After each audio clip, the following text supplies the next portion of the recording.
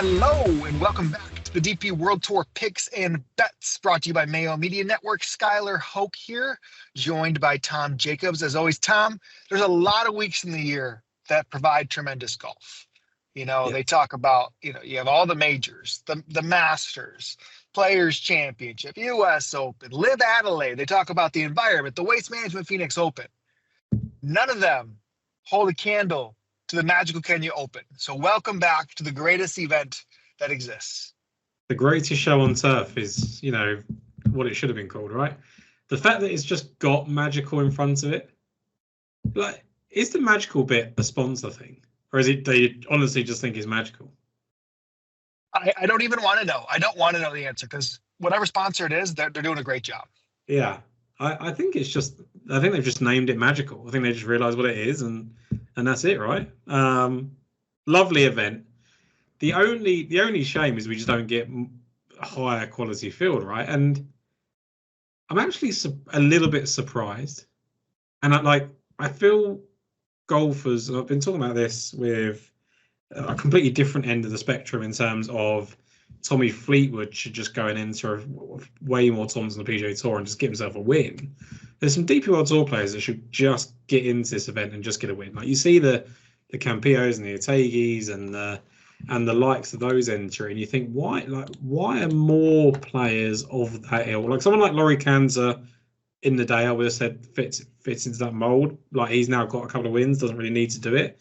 But like if Houghton Lee can play here a couple of weeks after winning at the profile that he's in, like why are we not seeing more of these guys? I'm surprised that is it just no one wants to travel to Kenya? Like it's a magical place, right? It's safaris. Or I don't understand why people are not traveling more to these golf courses, and especially for something like the veterans, right?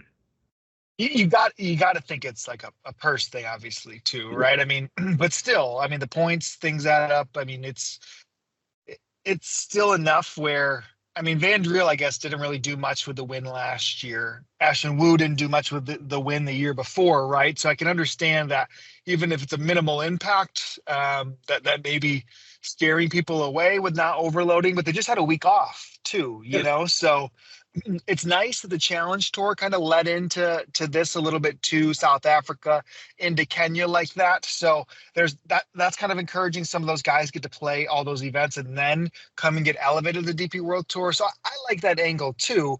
But I mean, of course, yeah, it's not to the Guido pedigrees of what it was, back in 1819 stuff. I just think, like, for example, Neergaard Peterson and Veerman's played a lot of golf, right? But like those types of players, Matthew Jordan, like, why are they not playing? I just think I get the personal argument. They're obviously confident they're going to just get their card, etc. But just like if you really back yourself as that type of player, you should be thinking, right, this is a weaker field.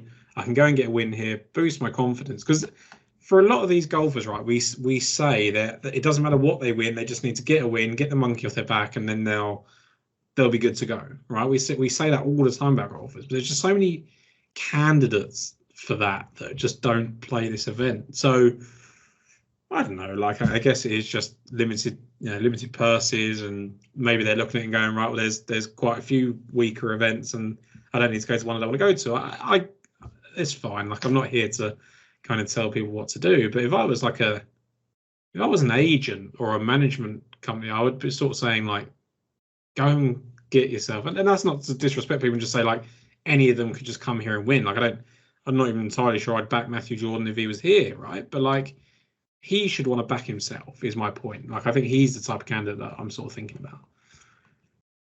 I mean, in tone of that, Sebastian Soderberg is perfect for being here, in a deserved almost favorite in this field, and somebody that I was pretty intrigued in backing because a monkey off the back for him in this situation would probably go a long way, probably more than almost anybody up here. Campillo, it's another event. Houghton Lee just won like that. Sadier, did Sadier win? No, Gourier won, right? So Sadier just been playing well, but somebody like him getting into that winner's circle does really matter to what can elevate a career, like a Pavon of what he did, right? And now look at him on the PGA Tour. So I don't disagree with you. I mean, still, I think it's a unique test in an area of the world that also has a golf course that maybe a lot of these guys can compete on too. Like you should think of some things through the fit perspective too.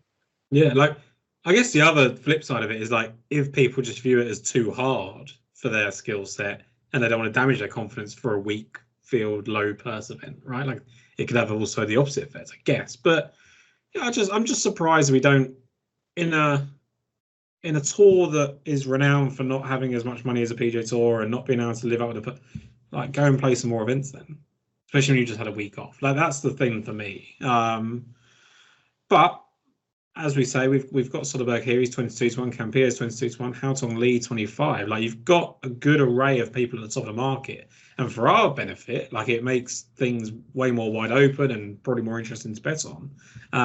So yeah, I mean it's a great event for us. Yeah, and the golf course. I mean, we traditionally had played this event at the Karen Country Club, where it's transferred over to Mathaga golf course here. Still very similar in the sense of a tree-lined, tight golf course that you want to be playing from the fairway. You're not going to overpower with the driver. Something where we've seen guys like Darius Van Driel, win in the sense of Ashen Wu, where they play with, accuracy, irons if they can get it in a tidy short game. That's kind of the name of the game for them. And that's what we had last year. You convinced me to make sure I didn't give up on Van Driel. So I still owe you thanks for that, because triple digit winner, a 90-1 winner last year on Van Driel, continues our magical run here in Kenya. Was anybody on your short list from the top of the odds board? Joe Dean was really close at 28-1. And this isn't necessarily the logic we should play. I just found it really hard when he was 66-1 a fortnight ago for Qatar, withdrew, and now I have to take 28-1. And I get that the field is weaker, and he's got the second here last year, and I understand all that, but I have no idea how he's going to respond to having the flu that kept him out of an event completely. He was talking about the flu early in the week, I think like Monday, Tuesday, and had to withdraw by Thursday. So it must have been pretty bad. Like he couldn't even just go and have a go at it. So I want to bet him, and I ultimately believe I did write him up and then just at the last minute change my mind. But like the upside of Joe Dean is so high, and this is one of the golf courses and the one that really kicked off that incredible run. If you look at other events that he's played and played well at, he's done well on these sort of tree line courses. Sadao, Madrid was a little bit shorter and sort of fitted the mold as well. So he's had some good runs at these types of events. But as we kind of spoke about him last time, Scott, like actually it's his driving that really comes to the fore. So yes, we've got the evidence that he can finish second here, but there's probably actually better golf courses down the line. So I'll probably just wait and just see on him. But I was close. Yeah, I mean, I agree. Dean was the one. I mean, you look at Aubert, you could have probably thrown out, Ludwig's rounds, which he was known to have the flu. And here we are, 2 weeks, 3 weeks after that, back to himself, obviously winning that event.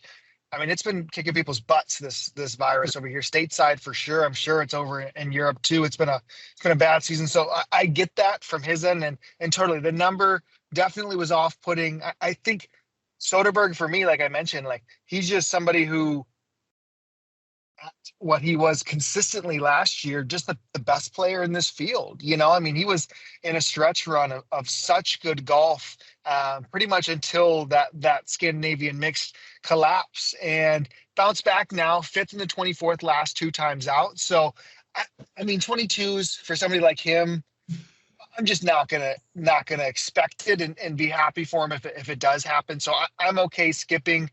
Same thing. I mean, I was on Jaden Trayscaper 2 events ago at triple digits, and now he's 28-1 in this field. Unfortunate, to be early without getting kind of the benefits as he miscut. Then it was a 5th. Then he returns to a course that looks good. Guido, for old time's sake, was close, but he has been terrible the last few times out. So I'm okay getting into more form players in the middle of the leaderboard. Yeah, like I think that if anyone came to me and said, should I be playing Ayora based on just talent alone, I would say, yeah, absolutely fine with that. It's going to be really intriguing to see what Chikara does this week on his kind of return to this kind of field. If someone wanted to back Escape, are absolutely fine. I just found it hard to make cases for them, even at the numbers. So I started my card at 40 to 1, which is where Chikara is, but I just felt like this other guy was just a way stronger case. Yeah, I mean, I think there's two in the middle of the leaderboard. I guess if we're saying, I don't even know if this is your first one here in this range, but two golfers to me that show really, really good form right now. Let me double check. Are you going young or old first?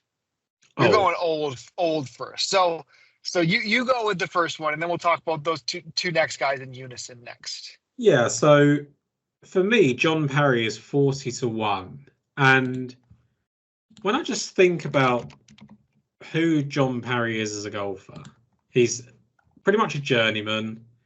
He has had one of his better career years on the Challenge Tour, wins 3 times, gets himself onto the DP World Tour, wins very early on the DP World Tour at the Mauritius Open. First 4 starts since making the tour again, 8th, miscut 2nd, 1st. Started really poorly in 2025, but he's never, if you look back at his career, he's never played well in any real sort of starts in the Middle East. Then he finishes 21st in Qatar, where he was 7th at halfway. The Sky, we think about John Parry, we're not thinking about this kind of wide open, big driving golf course. I don't think that's where we're focusing, right? So the fact he actually finished 21st there, I think should almost be upgraded. Then you look at the fact that he was 23rd here last year, before he kind of got on the run that he was on, led the field in strokes gained approach at the Qatar Masters, 5th in tee to green.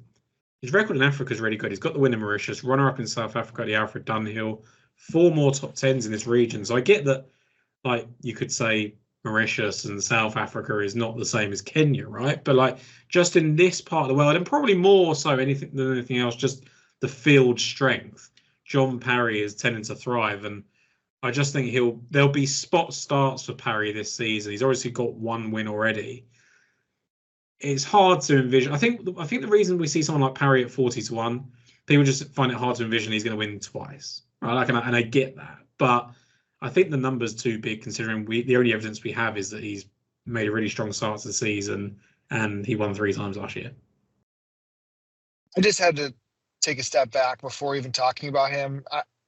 He's only 37, and I made that old sound like you were picking Miguel Angel Jimenez. I mean, I'm not very far from 37. Yeah, he's only 5 years old. Maybe I'm old. Yeah, that's more of an indictment on us, right? I'm 32 in a month. But it is old in golf, in golf terms. It is. I think 37, you should have probably achieved. If you're someone that's on a certain trajectory, you should have got the wins and stuff. And Parry has, to be fair, he's won the DP World Tour. It's not, it's not like we're talking about someone that hasn't got through. And that's one of the things I just think he's better than people give him credit for. I think this guy has won a couple of times on the DP World Tour. He has collected multiple wins on the Challenge. We're not worried about him breaking through while he's in the best run of his career.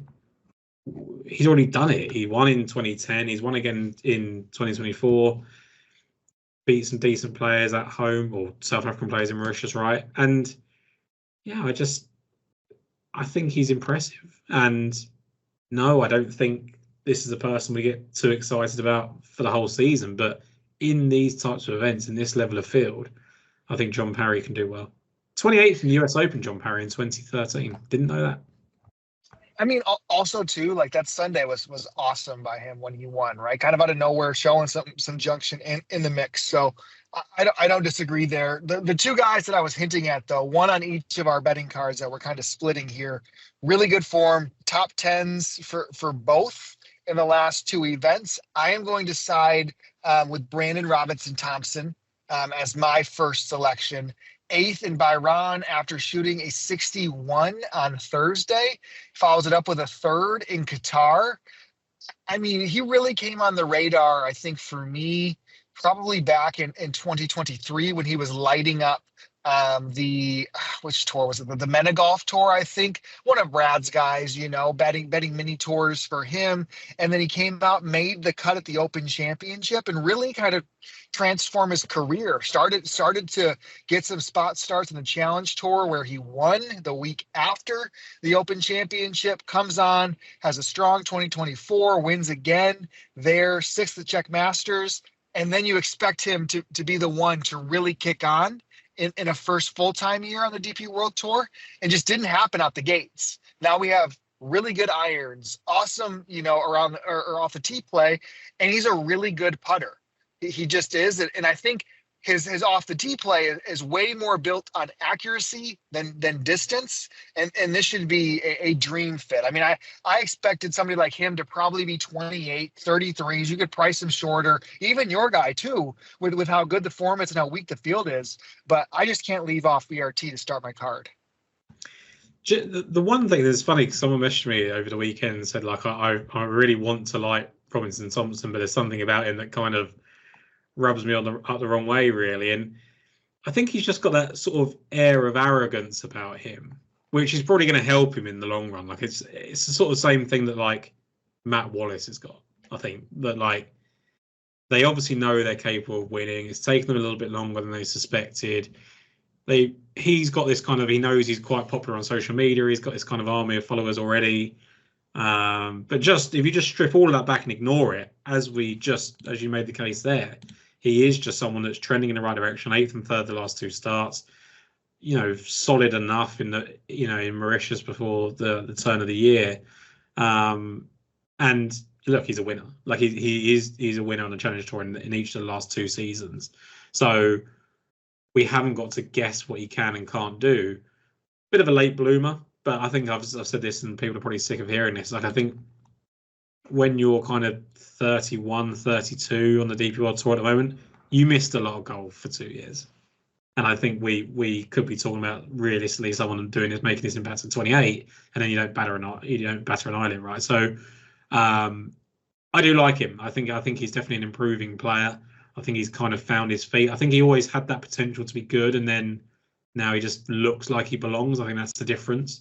You can tell by the fact he's just trending in the right direction in the world rankings, right? Like he's just steadily climbing. He's at his best ranking currently. It's not like he's kind of going back and forth. So yeah, I think he makes perfect sense. I didn't have enough about him to link, like, where with Parry, like, I know this comes from being a little bit older, but like I've got this book of kind of African form and all that sort of thing I can kind of base it on, and we haven't got the same thing from Thompson, but in terms of course fit, you already laid it out.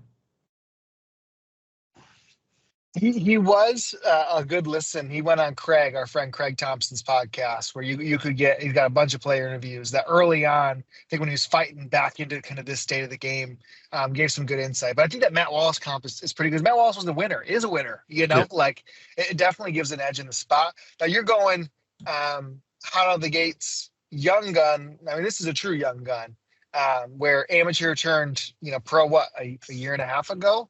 Yeah. So pretty young right here for your selection. Yeah. So Martin Coover he's made a really quick start, hasn't he? Like he won on the Challenge Tour 2 years ago, and he just turned pro that year. So he turned pro in 2023. He'd won a bunch of stuff as an amateur, and then comes and wins. I think he was kind of in his 3rd or 4th start in Challenge Tour, wins. Didn't back that up in 2024, but just did enough to get to this level. And I think that's always the goal for a player like that. Like, it's very rare you're going to find a 22-year-old that's just gone, right, well, I've won every year, and now not everyone can be kind of Manacero early on in their career, right? So when you look at his sort of efforts last year, 6th in the Cape Town Open, 4th in the MMB Championship, which is Nelson Mandela Championship, and then 7th at the Alfred Dunhill when he did eventually get onto the DP World Tour. He's now had back-to-back top 5 finishes in Bahrain and Qatar.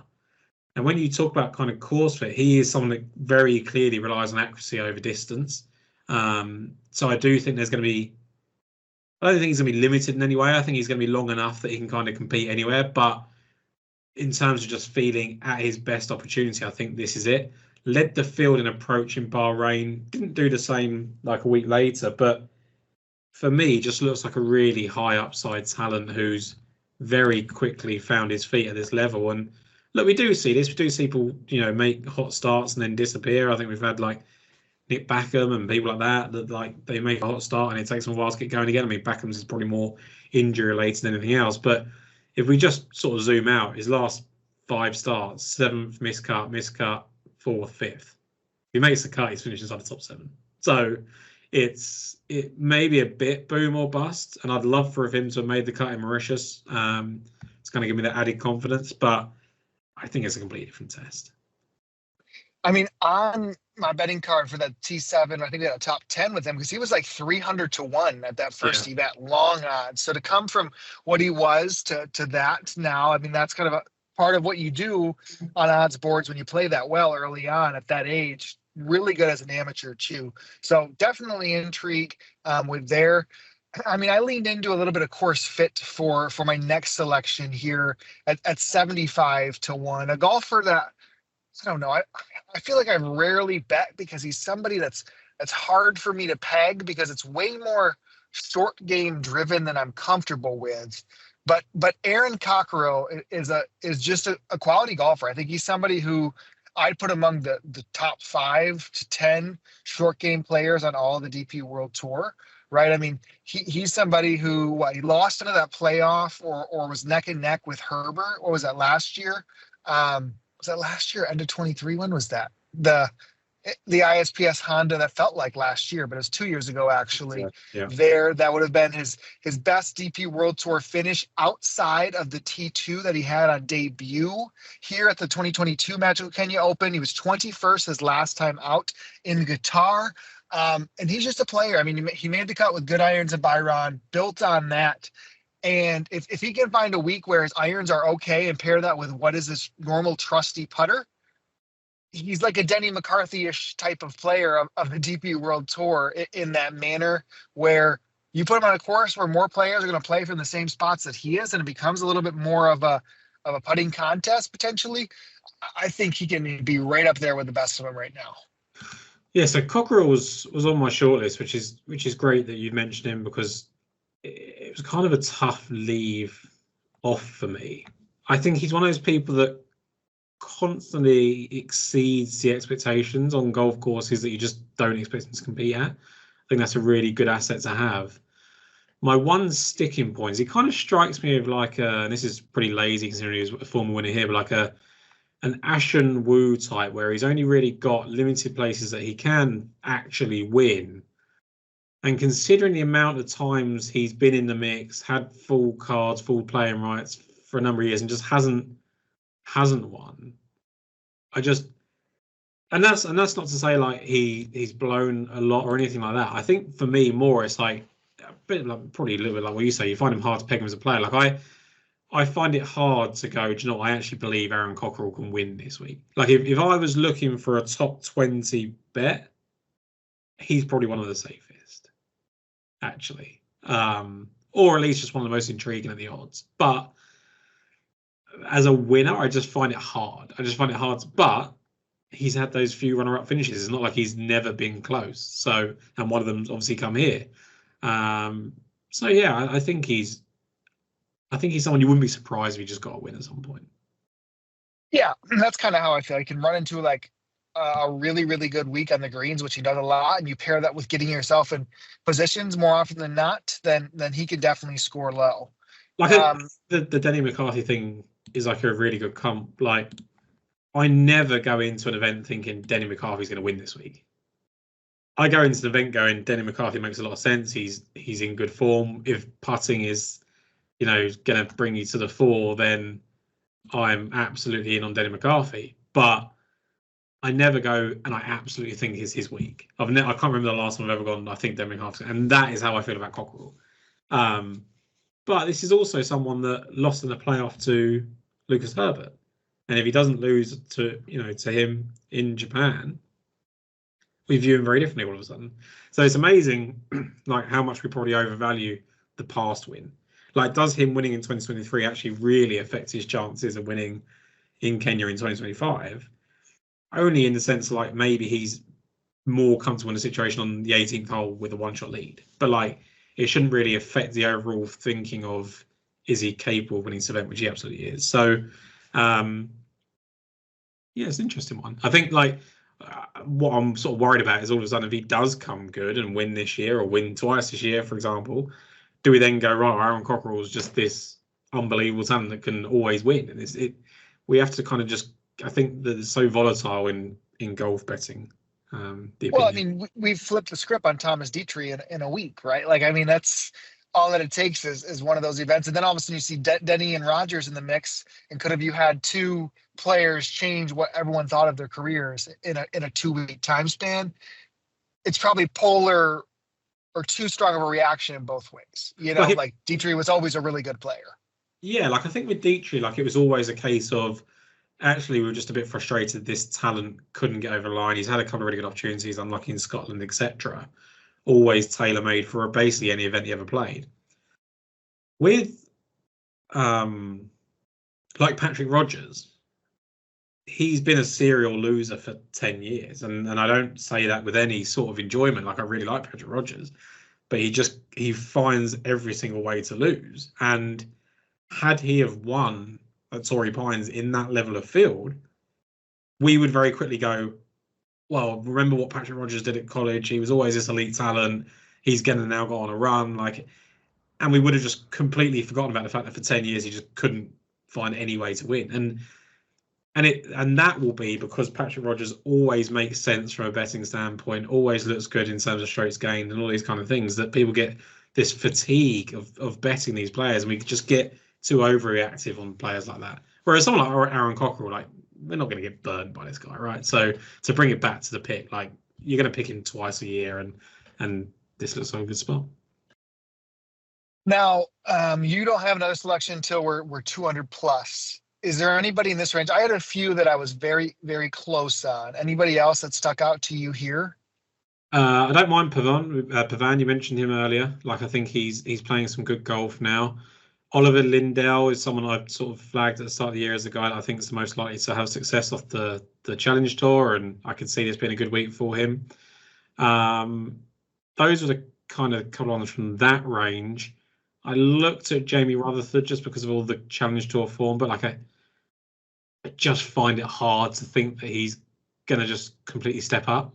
So that was kind of where I was. There was a couple of others like longer.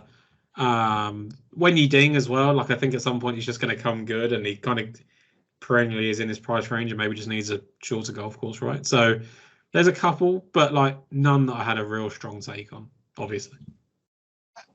I could have probably bought 10 golfers in this range. If I go quick hitter, I'll start with my first selection actually, which is, you know, my one pick sort of 100 to 1 that's left, which is Eddie Pepperell. I ended up going with Eddie in the sense that he was very much on my short list. We talked about it, right? That had been upset in Qatar if he would have came out and won that event or been in the mix. He played putrid at Qatar, wasn't even close to making the cut. 74-72, and I was like, okay, you know, off the radar after being the 54-hole leader in Mauritius, you know, playing well at Q School, but not well enough. But we've talked about a Mauritius link here a little bit, and then he goes out last week, finishes 6th on the Challenge Tour down here in South Africa. I mean, Eddie is a golfer that I feel at these type of shorter, tighter tracks, I mean, perfect, right? Like this is his style of golf. I mean, you get a little bit more of the element. It's probably even better for him. But when you're forced to play from the fairway, can let your irons do the work. I mean, that's what I've kind of thought of Eddie Pepperell here. So I think overall he can be somebody who's played. I mean, he was 23rd last year here, and last year was pretty putrid for him. So, I mean, that's always kind of a sign at those tighter golf courses. He did the same thing at Wentworth, which, I mean, there's not, you know, much similarities, but it's still a fairway greens type of test towards this. So I think those are both encouraging for me for Pepperell there. So he's the pick of the litter for me of the bunch. Do you have any comment on Eddie, or you want me to go through my other guys here? I think I've been put off way too much by the Qatar effort, only because we know how good he's been in Qatar in the past, you know, with the win and the 4th in Qatar. Albeit I think at a different golf course, but just generally speaking, been really good in Qatar. I just think he's so lost. And it's probably testament to how good of a golfer he is that to be in that place and still finish top 10 in Mauritius, 6th last week on the Challenge Tour. to keep plugging away. 12th at Wentworth, 23rd in Czech. Like, there is nothing about Pepperell that I can confidently say other than actually he's just better than a lot of golfers. Like, talent-wise, he's better than a lot of golfers in this. I always just think with someone like him, and this is from experience, when you're as self-loathing as Eddie Pepperell is, it gets in your way. Like it really does. Like, I think everyone sort of found a sort of dry humour in him, sort of saying, "Oh, I've missed the cut. I'm gonna have a bottle of red wine," and then he goes out and finishes sixth in the Open or whatever it is, and everyone loves that up. And he goes on the podcast and he sort of talks about, struggling with his game and not being as good at hitting the ball as everybody else. But eventually, those things actually become true. And mentally, I just think he's just so far off of it at the moment. And I think the thing I do like is he's plugging away at it. So at the start of the show, I said, like, there's an opportunity here for a lot of golfers to come here and get a confidence boost and win. He fits in that category. I know he's got 2 DP World Tour wins. They were so long ago, Sky, that I think we forget how long ago it was that Eddie Pepperell won. We're coming up to nearly 7 years. He won them both in the same year in 2018, right? And we're talking about feeling old. It doesn't feel like it's nearly 7 years ago that Eddie Pepperell won. It was almost 7 years to the day that he broke through. I don't know. I can't find enough criticism for it because I think the price is fair for a player of his ability and the type of course for him. I think it is a good one. I just don't. There can't be confidence. I had question marks on a lot of them too. I mean, if I went through kind of the odds board of guys that I'm interested in the range, I thought you might be in on Wrighton. It's probably not the best course fit because of his power. But yeah, we get him.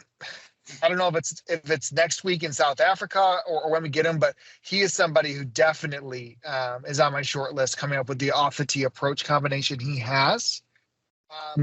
Hovan Rebula has been playing awesome or Rebula, I'm not 100% sure on the pronunciation, has been awesome on the Challenge Tour.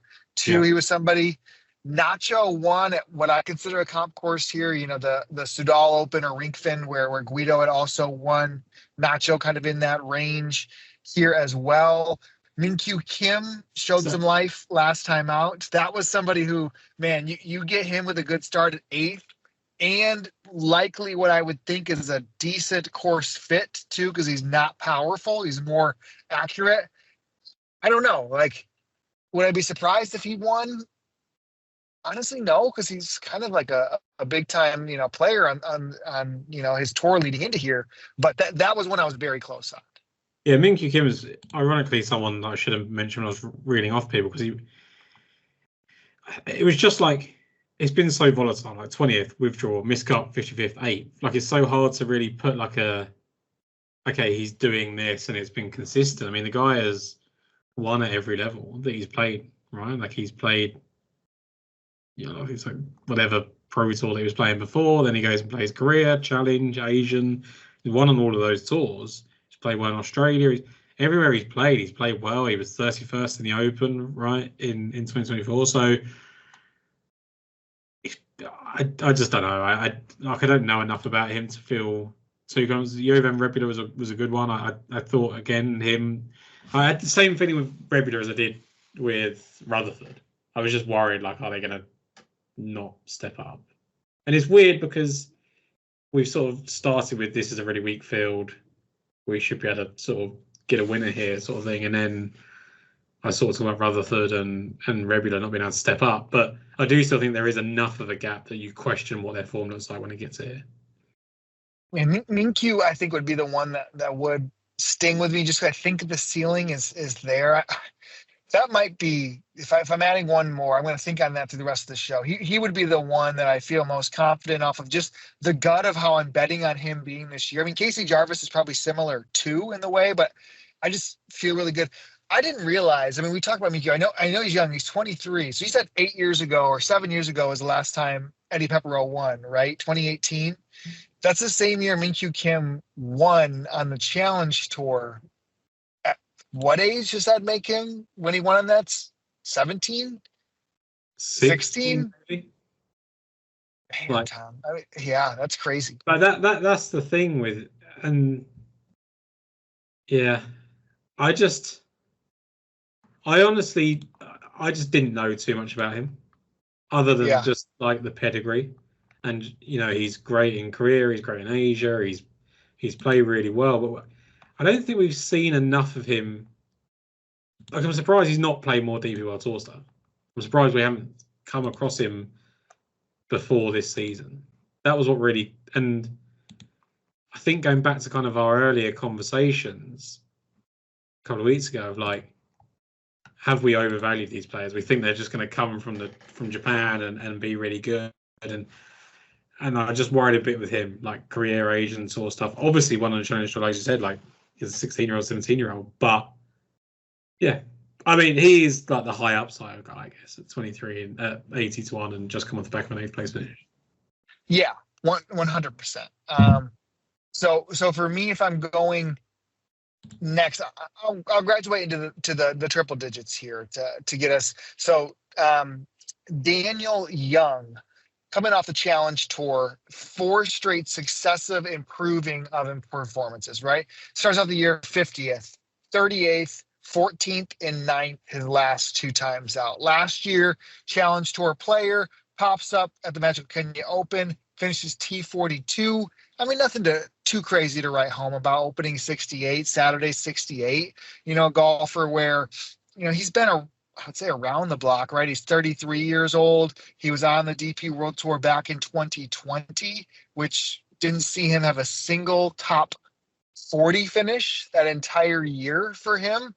So, I mean, you could pretty much call him, a journeyman in a sense. I mean, in 2021, he had a T17 in Czech. That really was the best. And then he did have a spot start of T12 when he had 1 start on the DP World Tour in 2022. But last year on the Challenge Tour, just a vote of consistency, a slew of top 25s, runner-up at the Big Green Egg. Just somebody who I think progressive form like that, to me, a golfer that when we've had statistics for him, he's much more accuracy, short game driven. I mean, the numbers, you could argue that some of the other guys from a sense of, Rebula or Rutherford are in better Challenge Tour form at not all that much shorter of a number. But I think some of the underlying stats of what we've had from Young from a little bit more of a career sake that just popped to me in looking into that. So that's kind of where I'm landing on him at. I think 110s is the best publicly available number in the States at this moment. I also, because I looked at him and it didn't get very far, but the thing I liked, he had 2 rounds of 68 here last year. So he was 8th after round 1 and 15th after round 3, and he just had 72 either side of that.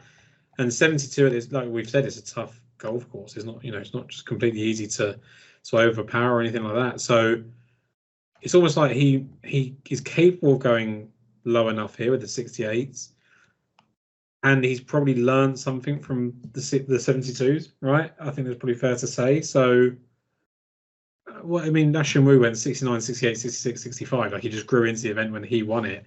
Van Driel was very solid, I think, from start to finish, wire to wire, right? But again, the scores were 66, 69, 68, 67. Like, he's not got to go much further than what he did last year in a couple of rounds. It's just, do we think he can do it for all 4 rounds? His history says no. And as you say, like Rutherford and Rebula are in more consistent form at the same level. But I have so many question marks about Rutherford. Like, is he just capable of not? Whereas Young has at least, even in spot starts, done something at this level. So, I completely get it. The more I think about this type of player, though, the more I think we should probably just bet Min-Kyu Kim at 90 to 1. Yeah, I'm going to bet Min-Kyu Kim. I think that's their spot because we have 2 more selections. You're on the last guy too. We're aligned on the next 2 here. So I think Min-Kyu, there's plenty of room for. We're not loaded at the top, so I think he goes on the card with us. And then, do you want to go into our next selection before I close with a bang? Yeah, so Santiago Tarrio, and I will caveat this with probably this is the only time I want to bet him all year.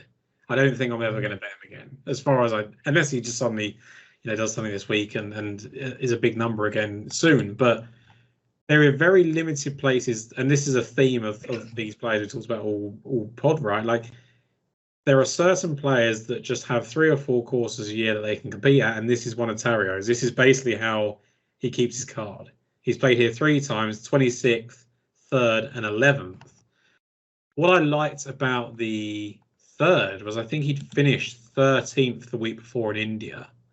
The other 2 times when he finished 26th and 11th, he'd been in really poor form. Like he'd just come into it completely lost, not really showing anything, but still managed to get a result. And if you look at it, his build up until last week was exactly the same as those other years. You'd probably think 26th, 11th, good results for him on a course he likes. But then just finishes 15th last week at the Dimension Data. And that's a course that's really unsuitable to him. Like all you hear about is bombers. Wilco Ninehaver wins, completely decimates the field, and he goes and shoots 3 sub-70 rounds, gets better over the weekend, finishes inside the top 15. And I think that's about as good as he can do at that golf course. So then we look at it and just think, well, what were the underlying numbers? And, Challenge Tour is patchy with kind of stats, right? So we know that he struggles with putting. That's just something that he really does struggle with. We know that he's a short hitter. The short hitting thing is just not going to matter here at all. That's just no handicap whatsoever. So then you've got to look at, okay, well, what does he do when he gets here in terms of putting? Is that the difference maker?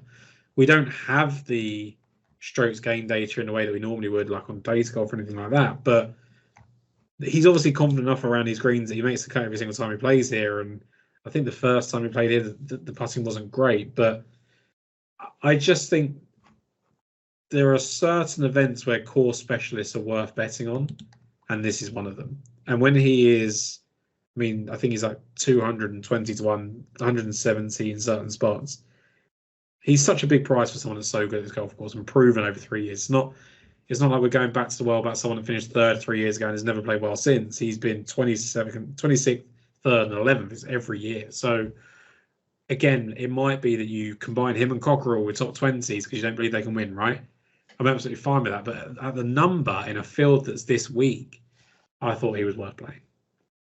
Yeah, I'm in with you on him, and it was just more of, a lot of smart people are kind of aligned on somebody who was a really, really good Challenge Tour player, right? He was the pick of the litter coming out of his class, right? Just and hasn't really gotten on to that level like we would expect on the DP World Tour, but somebody who I think has that ceiling still in there at a course at this number 220 to 1, available, I think is super encouraging. So if you look at the year that he graduated, it's a really strong year. Hillekilde wins that year. Ricardo Gouvier gets himself back up again. Julian Brune and Frederick Lacroix, who are 2 people that he beat in 2 of his wins. Ewan Ferguson beat him in 1 of his wins. Yannick Paul, Schneider, Chase Hanna was good for a little while. Nicholas Norgard was 16th in that class. Marcel Siem. It was a really good year for people graduating onto Challenge Tour. Then Ewan Ferguson goes and wins in 2022 a couple of times. So Yannick Paul won that year as well. So it was a really good class to come out of. And he has struggled. There's no 2 ways about it. He's really struggled to make a massive impact at this level. And it probably shows like why we shouldn't get too carried away with people being really good on the Challenge Tour. There are obvious studs like a Yora and Neergar Peterson and stuff that you can just tell are going to be good. And then you get these kind of like the John Parrys and the people like that they kind of fritter between the 2 and for good reason. But he was a really good winner. He's had a couple of top 5 finishes on DP World Tour. He's been 3rd here. Impressed at courses that he hasn't necessarily got the skill set for. Qatari finished 6th there as well a couple of years ago. So, yeah, I think it's just a number play and the course specialist angle. Yep, absolutely. I didn't really have any other long shots that I debated outside of our final selection. Joel Gearbox was the only one that I thought from a potential course fit angle and how we bet on a lot at this time of the year last year. But anybody else that you feel like you want to review? I thought you were going to be on him, to be honest, just for that reason. I also thought you might be on the other Joel, which is Moscatel, just from a a price perspective. I know that he's so distance driven and Yeah, he sucks, but like, didn't he play well here before? honestly, I didn't. After he kind of did not come through, he was T19 last year in Yeah. here. Like, Yeah, so I mean, look, the underlying numbers have just not been good enough. But if we're just high on him from a perspective, it's probably one of those ones where you just keep backing him at those sort of prices and hope that he lands one. So if anyone was kind of following him and likes it, I can completely see that argument. Anyone else? I don't know. I mean, why is Daniel Van Sonden not here, by the way? I don't know. I don't know. I mean, Challenge Tour isn't playing this week, right? So, or I guess it's not the Challenge Tour anymore. The Hotel Planner Tour. I'm assuming they don't have one because if not, I mean, if they do, or that's what he's doing, no, there's no way. There's just no way because this is a co-sanction event, right? Or I guess next week is when it starts co-sanction. Yeah, But there is definitely not. There is a South African event, I think. Sunshine Tour event. Okay. Yeah, but I don't think he's playing in it. I just don't get why he's not here. I don't get. Even if you had to invite him, He's won the other event here before, right? The Karen Challenge or whatever it was. I just don't get why, like, even if you had to just backdoor him in somehow, the guy is on fire. Well, I mean, Tom, there's a dozen spots that need to be given out to our Safari Tour players. So I wouldn't argue giving up any of those to get Daniel Van Tonder in the field. Fair, but good segue. You could have gone maybe a different direction to get him in. I don't know. He did not compete in the 72-hole qualifier that was partially 36 of them at Muthaya Golf Course.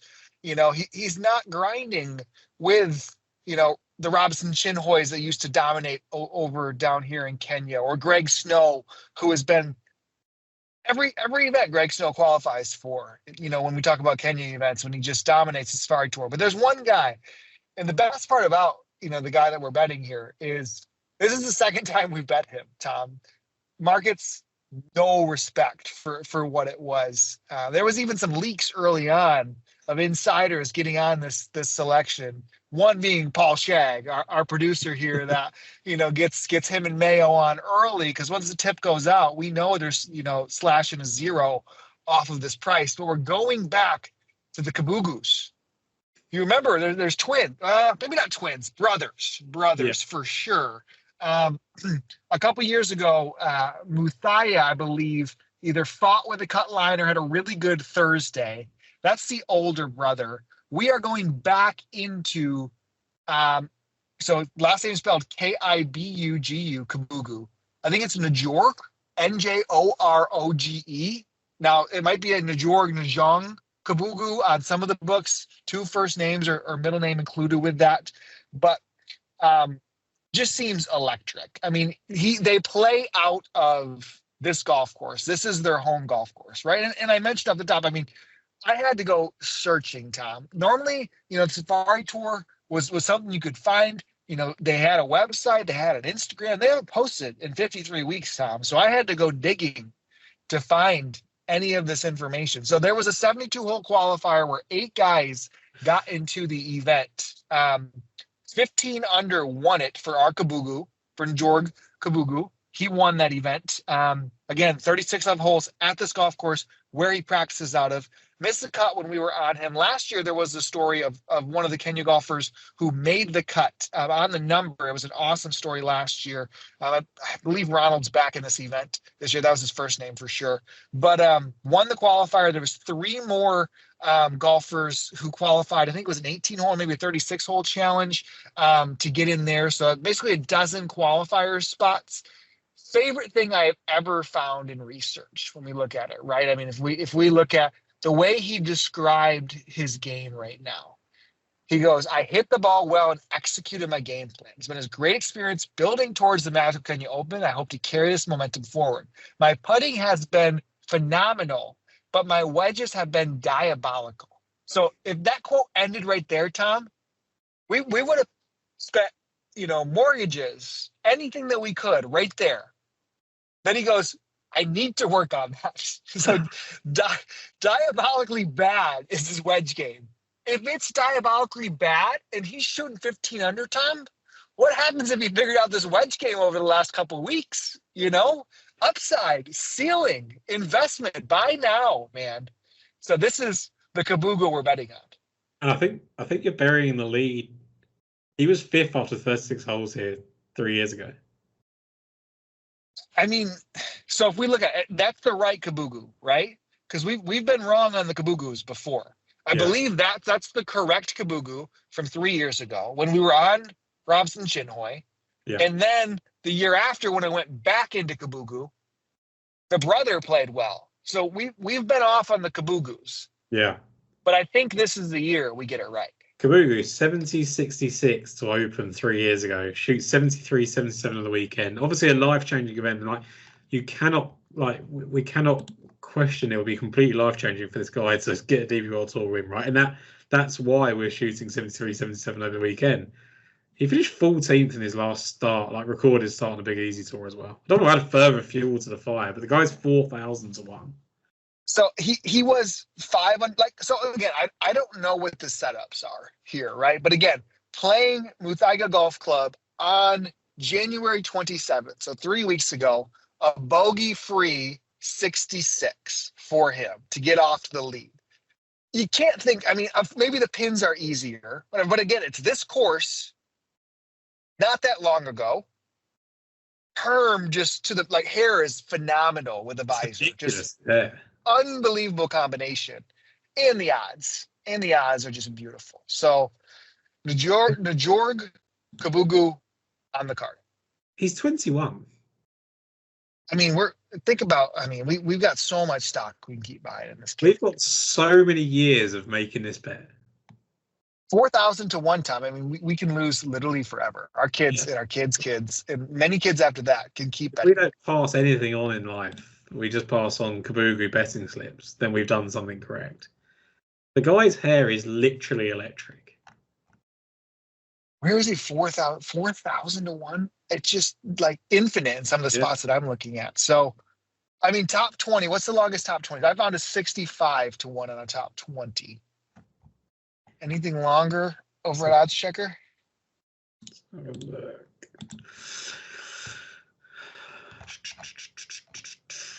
Top 20.